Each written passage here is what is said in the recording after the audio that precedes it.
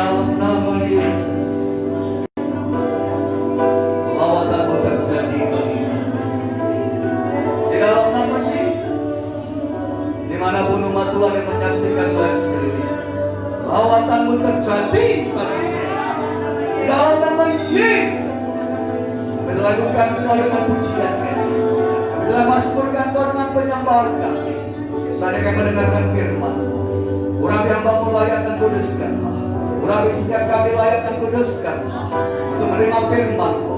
Roh Kudus ambil alih pemberitaan firman-Mu. Malaikat terbaga kami share dengan firman dalam nama Tuhan Yesus Kristus. Haleluya, bersama katakan amin. Haleluya. Mari salam bagi Tuhan. Silakan dulu. Salam damai sejahtera. Shalom. Puji Tuhan. Dan hari ini kita akan masuk dalam firman Tuhan. Mari kita buka Mazmur 80 ayat 4. Tema firman Tuhan adalah pemulihan. Ya Allah, pulihkanlah hati kami.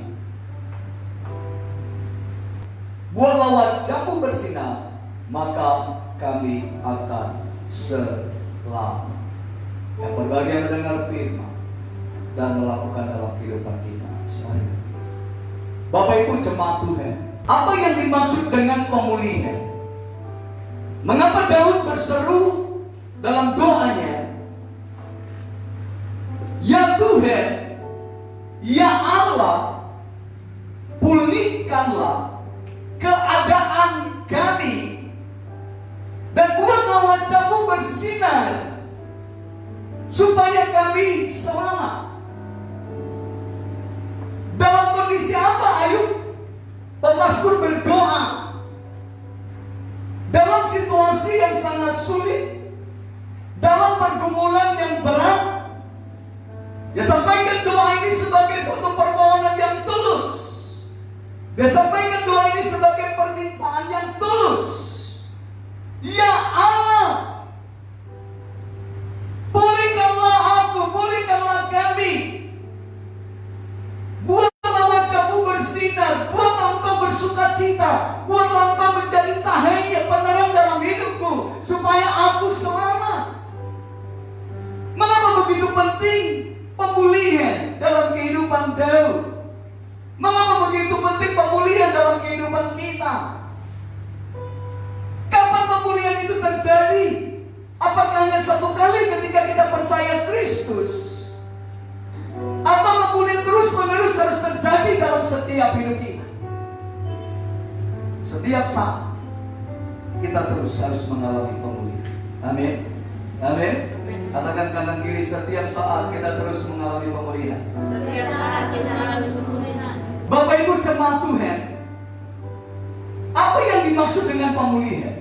Baca yang kuning 1, 2, 3. Suatu proses perubahan kembalinya keadaan seseorang dan penyimpanan pada keadaan yang seharusnya. Suatu proses perubahan keadaan seseorang, kehidupan seseorang, pribadi seseorang, dari penyimpangan, dari kesalahan, dari pelanggaran, dari ketidakbenaran, dari kehidupan yang tidak baik kepada kebenaran, kepada ketaatan, kepada sesuatu yang baik, kepada sesuatu yang sesuai dengan firman. Orang yang sakit dipulihkan jadi sembuh. Orang yang hidup dalam dosa dipulihkan tidak berbuat dosa. Orang yang mengalami kegagalan dipulihkan mencapai keberhasilan. Jadi kembalinya keadaan seseorang, kembalinya situasi seseorang, kembalinya persoalan seseorang, apa yang dialami yang tidak baik dipulihkan sehingga mengalami hal yang baik. Yang tadi berdosa dipulihkan tidak lagi hidup dalam dosa. Bagaimana itu terjadi dalam setiap kehidupan kita? Daud menginginkan hal itu. Mengapa? Karena dia mengerti bahwa tanpa Tuhan yang memulihkan tidak akan terjadi pemulihan. Amin. Pemulihan itu saudara meliputi satu kemerdekaan, satu kebebasan. Jadi yang tadi terbelenggu dibebaskan, dipulihkan. Yang tadi terikat diubahkan. Yang tadi hidup tidak benar diubahkan. Yang tadi hidup tidak baik diperbaharui. Jadi ada satu perubahan. Dan terus menerus itu harus terbelenggu dengan kebencian saat kita dipulihkan bisa mengampuni.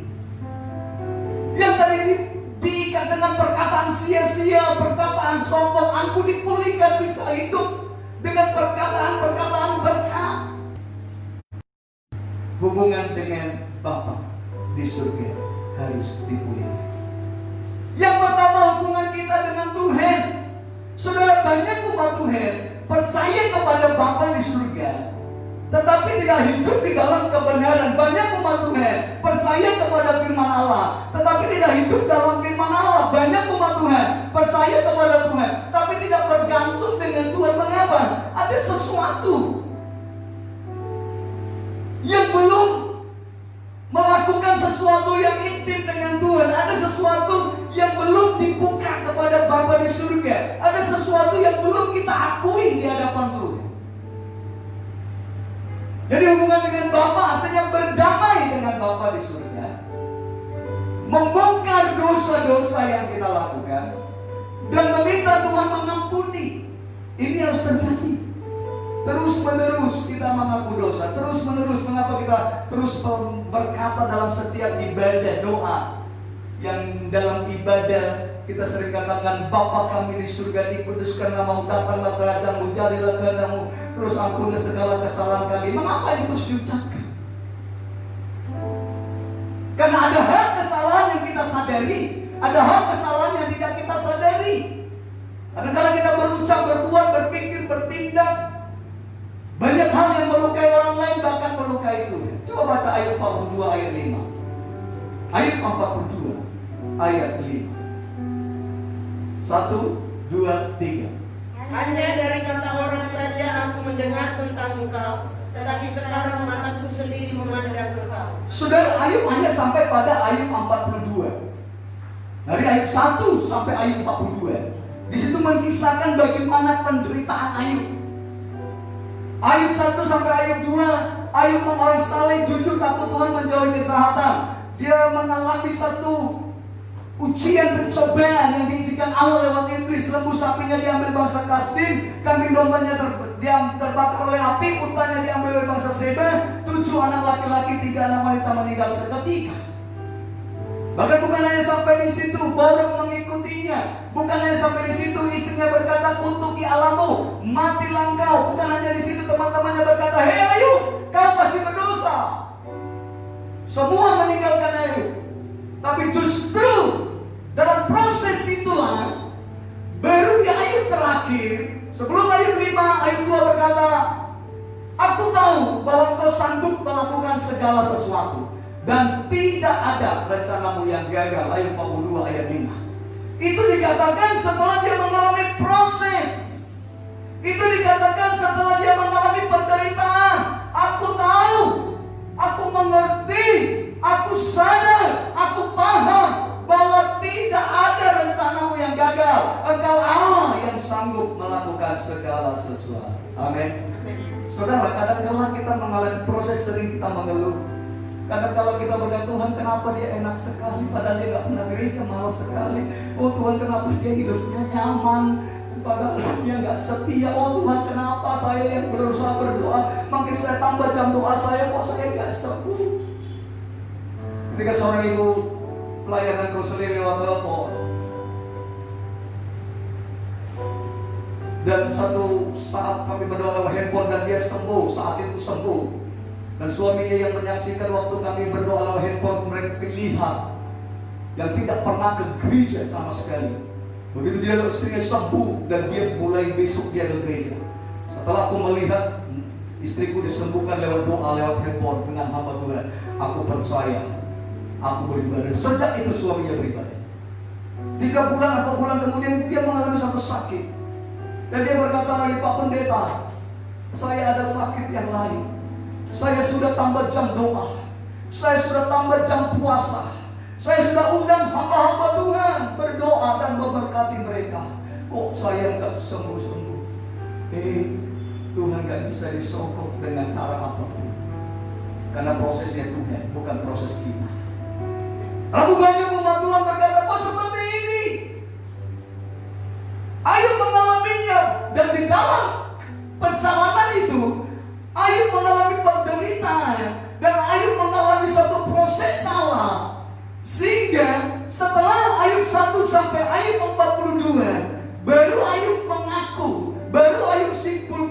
Dulu hanya kata orang aku mendengar. Kapan itu dulu?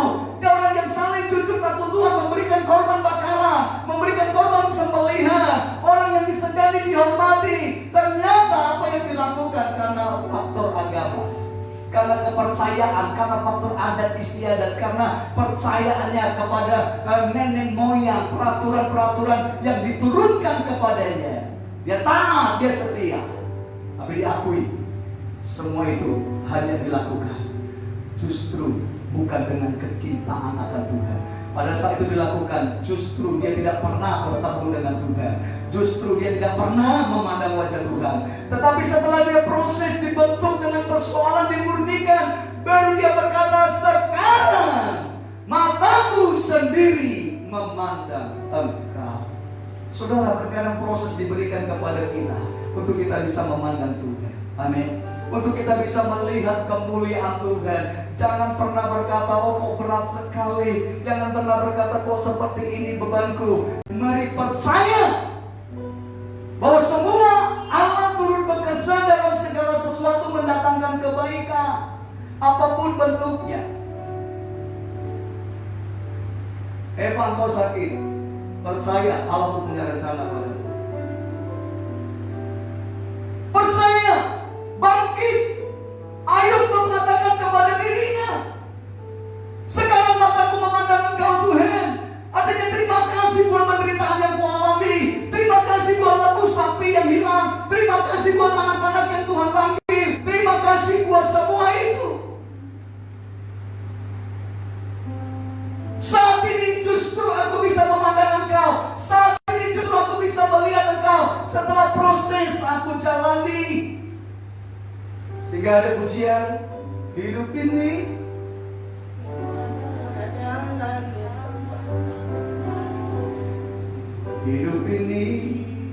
untuk melayani Tuhan.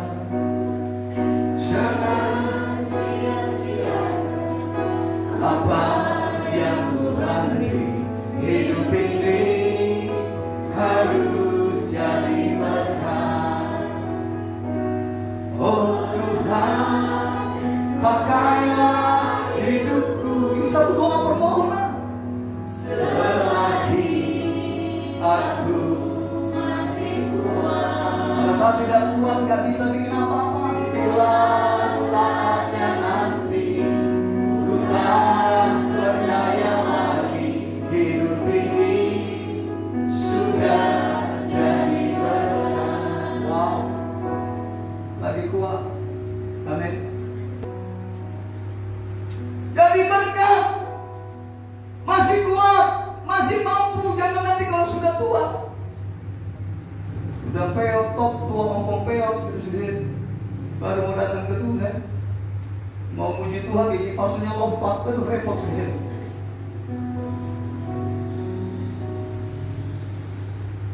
Bagaimana berdamai dengan Tuhan? Meminta ampun dengan Tuhan, mengaku dosa, dan mohon ampun kepada Bapa di surga. Jadi untuk mengalami pemulihan, berdamai dengan Tuhan. Tuhan ampuni, ini dosaku. A, B, C, D. Ini kelemahanku. A, B, C, D. Di sini ketidakmampuanku. A, B, C, D. Pulihkan aku Bapa. Ampuni aku. Aku mengaku dosa. Yang kedua, untuk mengalami pemulihan, berdamai dengan diri sendiri. Ayat 42 ayat 6. Berdamai dengan diri sendiri. Mari baca 1, 2, 3. Oleh sebab itu aku mencabut perkataanku, dan dengan menyesal aku dalam debu dan abu. Oleh sebab itu aku mencabut perkataanku. Mencabut, menarik perkataanku. Apa perkataan Ayub sehingga dia berkata, aku mencabut perkataanku dengan menyesal. Saudara, kalimat menyesal itu saudara menginsapi apa yang pernah dia katakan, dia lakukan. Artinya dia tidak senang dengan perkataan sebelumnya. Dia mau tarik itu. Dia mau selesaikan itu. Dia mau tutup perkataan itu dengan pengakuan aku tidak sengaja, dengan pengakuan aku salah mengucapkan ini. Apa yang Ayub katakan? Ayub 3 ayat 1. Mari baca ayat 3 ayat 1, penyesalan Ayub. Ayub 3 ayat 1. 1, 2, 3. Sesudah itu Ayub membuka mulutnya dan menutupi hari kelahirannya.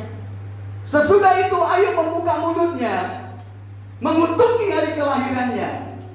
Ayub 3 ayat 11. 1, 2, 3.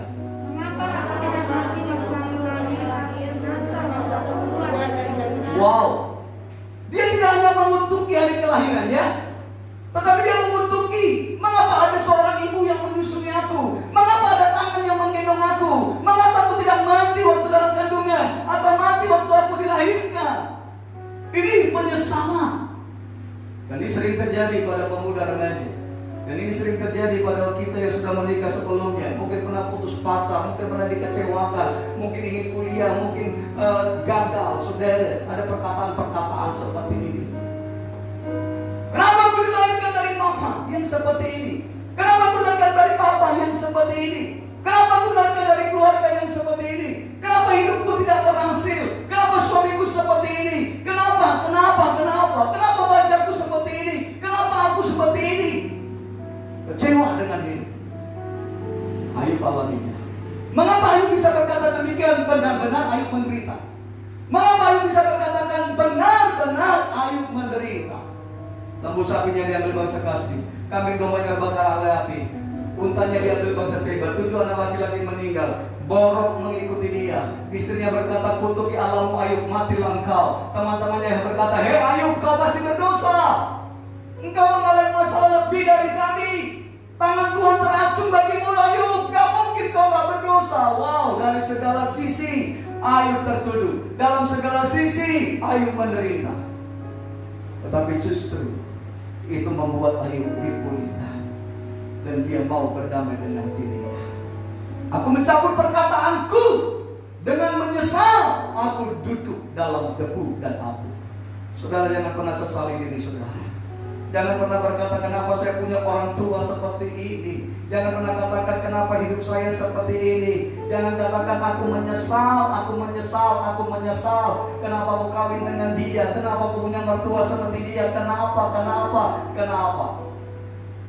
Orang yang menyesali hidupnya, orang yang kecewa dengan hidupnya, itu sama kecewa dengan Tuhan pencipta. Artinya terima diri apa adanya, berdamai dengan diri sendiri. Terima diri apa adanya, syukuri. Amin. Mari katakan kanan kirimu, terima dirimu apa adanya. Terima dirimu apa adanya. Yang ketiga, hubungan dengan sesama. Untuk kita dipulihkan, berdamai dengan Allah. Hubungan dengan Allah diperbaiki dengan kita mengaku dosa, minta ampun. Yang kedua, berdamai dengan diri sendiri. Terima diri kita apa adanya. Bangga dengan hidup kita. Jangan pernah sesali. Jangan katakan, aku menyesal dengan menikah dengan dia. Tak kusangka kau berbuat begitu. Menyesal aku punya teman dia. Menyesal aku sekolahkan dia. Menyesal aku pinjami dia. Menyesal. Terima apapun yang terjadi. Terima apa adanya dan serahkan kepada Tuhan. Yang ketiga, mari baca Ayub 42 ayat 10, yaitu berdamai dengan sesama. Ayub 42 ayat 10. 1, 2, 3. Lalu Tuhan memulihkan keadaan Ayub setelah ia meninggal dalam kesalahan-kesalahannya, dan Tuhan memberikan kepada Ayub 2 kali lipat dari segala kepunyaannya dahulu. Lalu Tuhan memulihkan. Saudara, bicara lalu, itu artinya setelah ada proses yang sulit, setelah ada sesuatu terjadi pemulihan. Proses Ayub alami, lalu dia dipulihkan. Kalimat selanjutnya, setelah. Bahasa Batak, dungibana. Bahasa Jawa, apa Ibu Susi? Setelah. Hah? Itulah PowerPoint. Setelah, sesudah ia berdoa untuk sahabat-sahabatnya. Amin. Artinya, nggak mungkin Ayub bisa doakan sahabatnya kalau dia nggak mengampuni. Tidak mungkin kita bisa berdoa serius dengan mertua kita yang cerewet di mall, bibir monyong 5 cm. Tuhan, ampunilah mertuaku Tuhan. Biarpun bibirnya monyong 50 cm, tapi aku sayang dengan dia Tuhan. Ini berat kali itu saudara. Berat kali itu saudara. Ayub bisa berdoa karena dia berdamai. Dia terima teman-temannya yang berkata, Ayub kau berdosa. Dia terima teman-temannya yang mengejek dia. Dia ampuni istrinya yang berkata, kutuki Allahmu Ayub, matilah engkau. Zaman itu seorang istri itu sudah hormat, begitu taat kepada suami. Bahkan mereka zaman itu saudara, seorang istri menyebut suaminya itu Tuhan. Berbicara seorang suami itu di hadapan istri sebagai seorang kalau zaman Salomo, pangeranku, rajaku, tuanku. Jadi saudara, satu pengagungan seorang istri begitu menghormati suami masa itu. Tetapi pada saat Ayub mengalami masalah, pada saat Ayub sakit, borok, istrinya berkata, hei Ayub, bukan hei tuanku, malah hei Ayub, kutuki Allahmu, matilah engkau. Wih, dalam hatinya biar aku menikah lagi gitu saudara. Ayub berkata, tapi diampuni istrinya, dia ampuni sahabat-sahabatnya, dan dia memberkati, mendoakan sahabat-sahabatnya, keluarga dengan semua.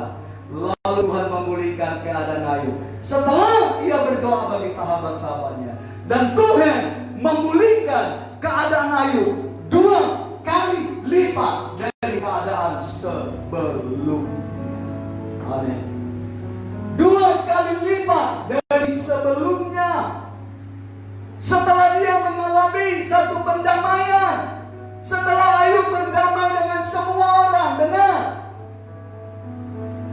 jangan izinkan satu kebencian pun ada di dalam hati kita kepada seseorang. Jangan ada kita berkata, aku gak ampuni sampai mati mertuaku itu, aku gak ampuni sampai mati itu iparku, aku gak ampuni sampai mati itu adikku, aku gak ampuni sampai mati orang tuaku, aku gak ampuni sampai dunia kiamat. Wow. Lepaskan pengampunan, berdamai dengan semua orang. Tidak ada satupun tempat untuk kebencian di hati kita, karena hati ini tempat firman Allah. Amin. Saya kasih bukan firman Tuhan, pemulihan, berdamai dengan Bapa di surga, berdamai dengan diri sendiri, berdamai dengan sesama, sehingga pemulihan itu terjadi, sehingga kita menikmati berkat-berkat Tuhan, dan kita mengalami damai sejahtera dalam hidup kita, dan rancangan Tuhan yang indah itu akan terjadi dalam hidup saudara. Amin.